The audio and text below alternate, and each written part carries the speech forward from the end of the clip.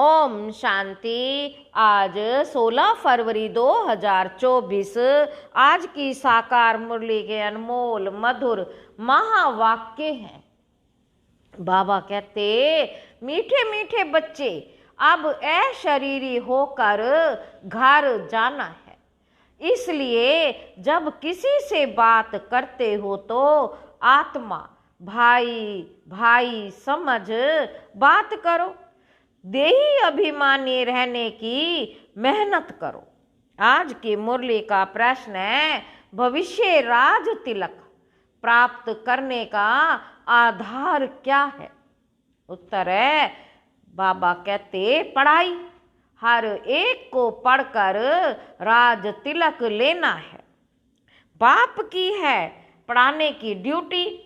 इसमें आशीर्वाद की बात ही नहीं, पूरा निश्चय है तो श्रीमत पर चलते चलो।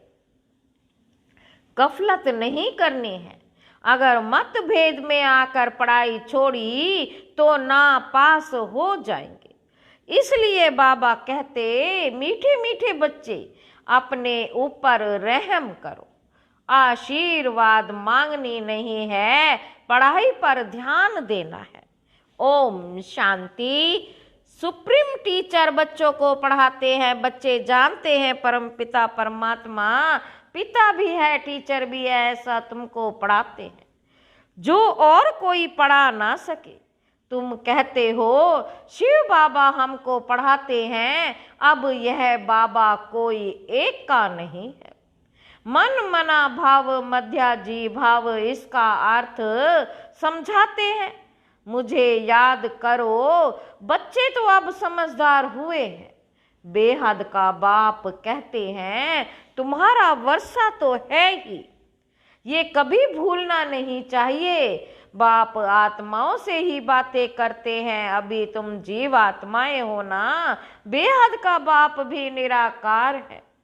बाबा कहते, तुम जानते हो इस तन द्वारा वह हमको पढ़ा रहे हैं और कोई ऐसी नहीं समझेंगे। स्कूल में टीचर पढ़ाते हैं तो कहेंगे लौकिक टीचर अलौकिक बच्चों को पढ़ाते हैं।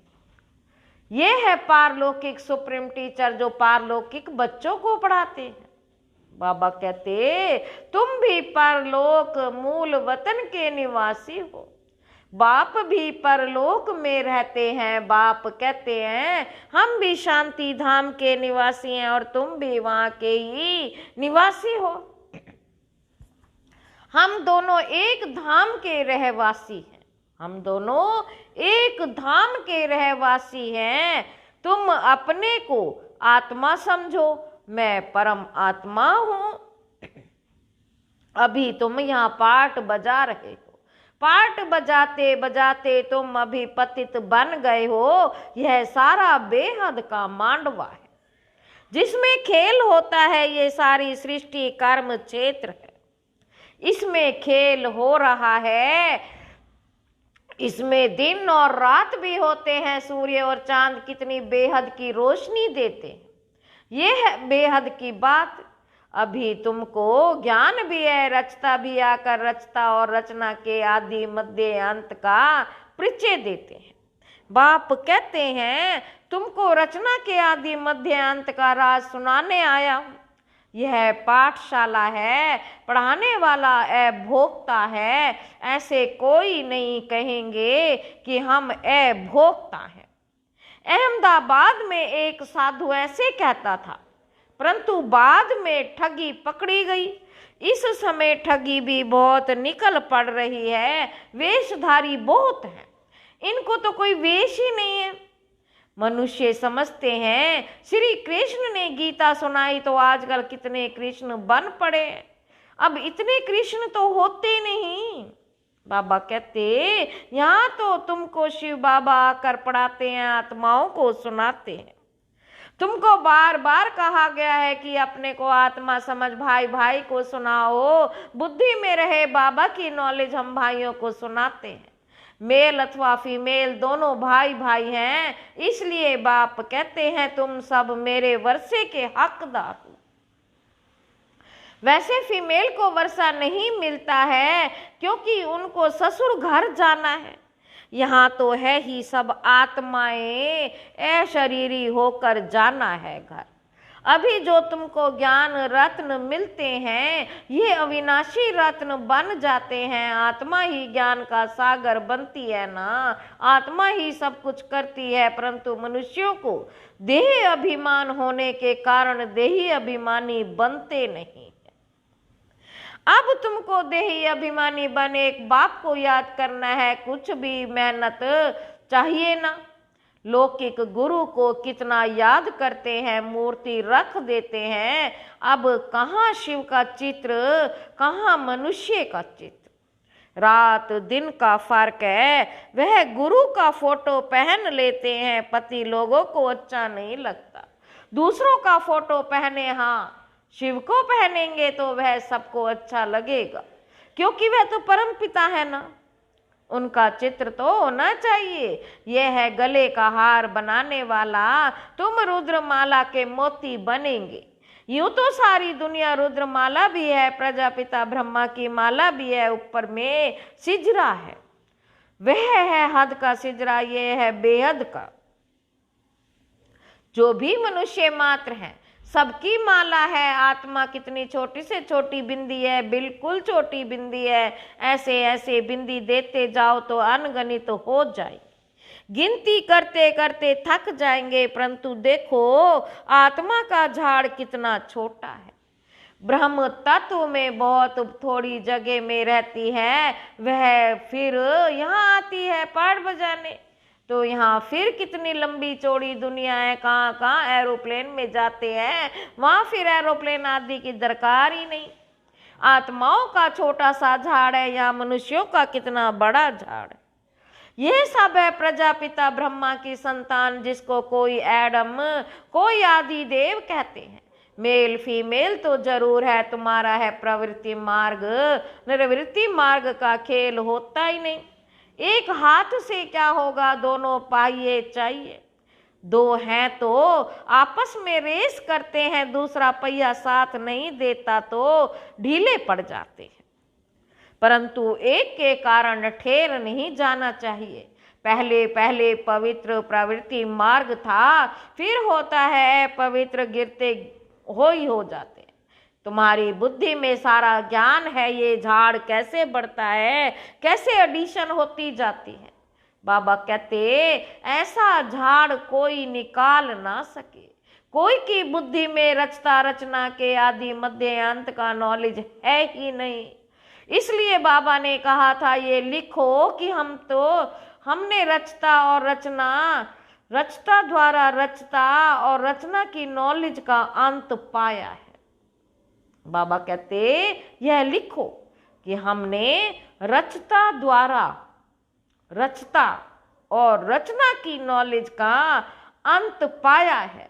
वह तो ना रचता को जानते ना रचना को जानते।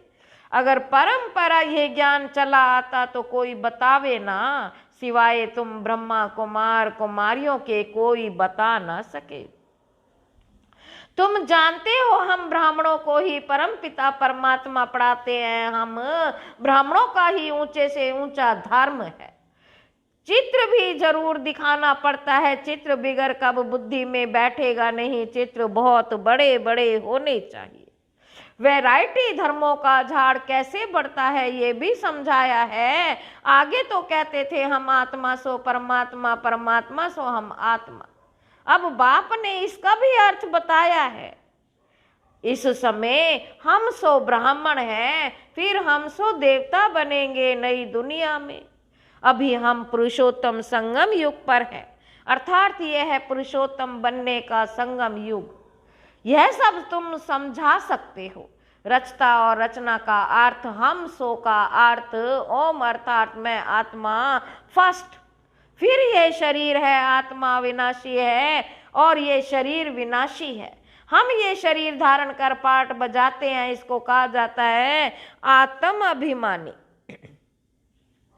हम आत्मा यह करती है, हम आत्मा परमात्मा के बच्चे हैं। इतना वंडरफुल ज्ञान है, ये ज्ञान बाप में ही है, इसलिए बाप को ही बुलाते हैं। बाप है ज्ञान का सागर, उनकी भेंट में फिर है अज्ञान के सागर। आधा कल्प है ज्ञान, आधा कल्प है अज्ञान। ज्ञान का किसी को पता ही नहीं है। ज्ञान कहा जाता है रचता और रचना को जानना, तो जरूर रचता ही ज्ञान है, रचना है ज्ञान है ना, रचता में ही ज्ञान है ना, इसलिए उनको क्रिएटर कहा जाता है। मनुष्य समझते हैं क्रिएटर ने ये रचना रची, बाप समझाते हैं ये तो अनादि बना बनाया खेल है। कहते हैं पतित पावन आओ तो रचता कैसे कहेंगे, रचता तब कहेंगे जब परले हो फिर रचे।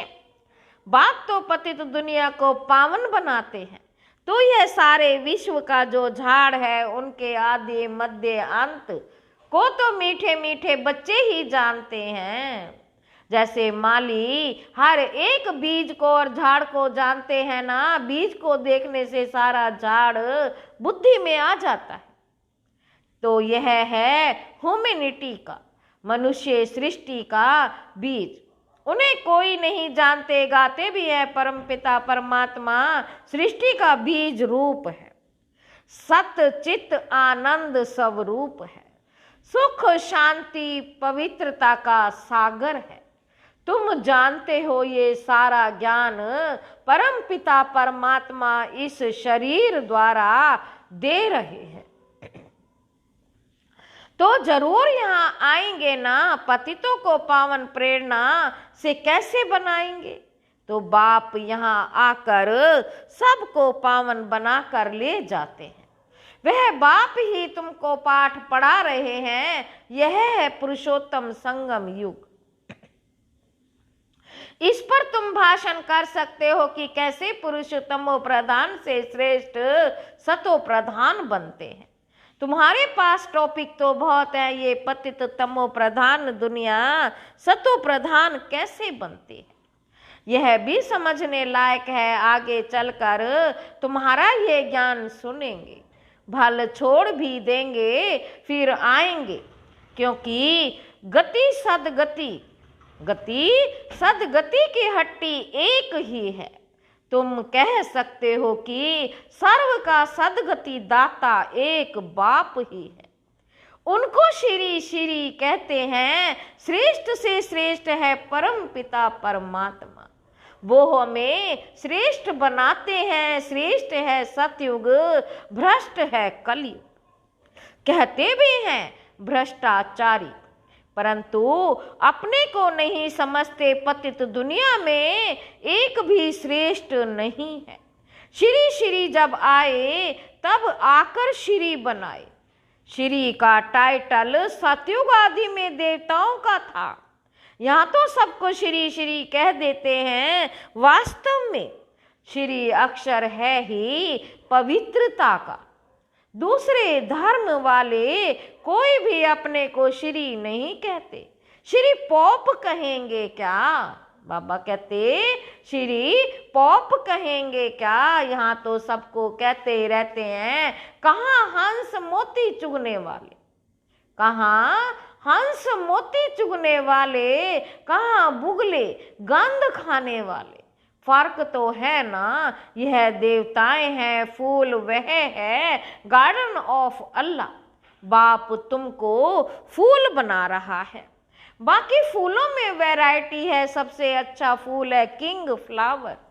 इन लक्ष्मी नारायण को कोई दुनिया का किंग क्वीन फ्लावर कहेंगे? बाबा कहते तुम बच्चों को आंतरिक खुशी होनी चाहिए, इसमें बाहर का कुछ करना नहीं होता। यहाँ बत्तियां आदि जलाने का भी अर्थ चाहिए। शिव जयंती पर जलानी चाहिए या दिवाली पर। दिवाली पर लक्ष्मी का आह्वान करते हैं, उनसे पैसे मांगते हैं, जबकि भंडारा भरने वाला तो शिव भोला भंडारी है। तुम जानते हो शिव बाबा द्वारा हमारा अखुट खजाना भर जाता है। यह ज्ञान रत्न धन है, वहां भी तुम्हारे पास अथाह धन रहता है। बाबा कहते नई दुनिया में तुम माला माल हो जाओगे, नई दुनिया में तुम माला माल हो जाएंगे। सतयुग में ढेरों के ढेर हीरे ज्वार हैं, फिर वो भी होंगे। मनुष्य मूंझते हैं ये सब खत्म होगा, फिर कहाँ से आएगा। खानियां खुद गई, पहाड़ियां टूट गई, फिर कैसे होगी बोलो। बाबा कहते कैसे होगी बोलो। हिस्ट्री रिपीट होती है ना, जो कुछ था सो फिर रिपीट होगा। तुम बच्चे पुरुषार्थ कर रहे हो, तुम बच्चे पुरुषार्थ कर रहे हो स्वर्ग का मालिक बनने का। स्वर्ग की हिस्ट्री ज्योग्राफी फिर रिपीट होगी। गीत में है ना, आपने सारी सृष्टि, सारा समुद्र, सारी पृथ्वी हमको दे दी है। जो कोई हमसे छीन नहीं सकता, उसकी भेंट में अब क्या है। जमीन के लिए, पानी के लिए, भाषा के लिए लड़ते हैं। स्वर्ग के रचता बाबा का जन्म मनाया जाता है, जरूर उसने स्वर्ग की बादशाही दी होगी। अब तुमको बाप पढ़ा रहे हैं, तुमको इस शरीर के नाम रूप से न्यारा हो अपने को आत्मा समझना है, पवित्र बनना है। या तो योग बल से, या तो सजाएं खाकर, फिर पद भी कम हो जाता है। स्टूडेंट की बुद्धि में रहता है ना, हम कितना मर्तबा पाते हैं। टीचर ने इतना पढ़ाया है, फिर टीचर को भी सौगात देते हैं। यह तो बाप तुमको विश्व का मालिक बनाते हैं, तो तुम फिर भक्ति मार्ग में उनको याद करते रहते हो। बाकी बाप को आप सौगात क्या देंगे। यहाँ तो जो कुछ देखते हो वह तो रहना नहीं है। यह तो प्राणी छीछी दुनिया है, तब तो मुझे बुलाते हैं। बाप तुमको पतित से पावन बनाते हैं, इस खेल को याद करना चाहिए। मेरे में रचना के आदि मध्य अंत की नॉलेज है। बाबा कहते जो मैं तुमको सुनाता हूँ अब सुनते हो, तुम अब सुनते हो, फिर भूल जाते हो। 5000 वर्ष के बाद फिर चक्र पूरा होगा। तुम्हारा पाठ कितना लवली है, तुम सतो प्रधान व लवली बनते हो। फिर तमो प्रधान भी तुम ही बनते हो, तुम ही बुलाते हो बाबा आओ, अब मैं आया हूँ। अगर श्री निश्चय है तो श्रीमत पर चलना चाहिए, गफलत नहीं करनी चाहिए। कई बच्चे मतभेद में आकर पढ़ाई छोड़ देते हैं। श्रीमत पर नहीं चलेंगे, पढ़ेंगे नहीं तो नापास भी तुम ही होंगे। अपने पर रहम करो, हर एक को पढ़ाकर अपने को राज तिलक देना है। बाप को तो पढ़ाने की ड्यूटी है, इसमें आशीर्वाद की बात ही नहीं। फिर तो सभी पर आशीर्वाद करनी पड़े। यह कृपा आदि भक्ति मार्ग में मांगते हैं, यहाँ वह बात नहीं है। अच्छा, मीठे मीठे सिक्के लधे बच्चों प्रति माता पिता बाप दादा का याद प्यार और गुड मॉर्निंग। रूहानी बाप की रूहानी बच्चों को नमस्ते। हम रूहानी बच्चों की रूहानी बाप दादा को याद प्यार और नमस्ते बाबा, नमस्ते, शुक्रिया बाबा, शुक्रिया। धारणा के लिए मुख्य सार पहला पॉइंट है, प्रवृत्ति में रहते आपस में रेस करनी है। परंतु अगर किसी कारण से एक पहिया ढीला पड़ जाता है तो उसके पीछे ठहर नहीं जाना है, स्वयं को राज तिलक देने के लायक बनना है। दूसरा पॉइंट है, शिव जयंती बड़ी धूमधाम से मनानी है, क्योंकि शिव बाबा जो रत्न ज्ञान देते हैं उससे ही तुम नई दुनिया में माला माल बनेंगे, तुम्हारे सब भंडारे भरपूर हो जाएंगे। आज के मुरली का वरदान है, बाप से शक्ति लेकर हर परिस्थिति को हर हल करने वाले साक्षी दृष्टा भव।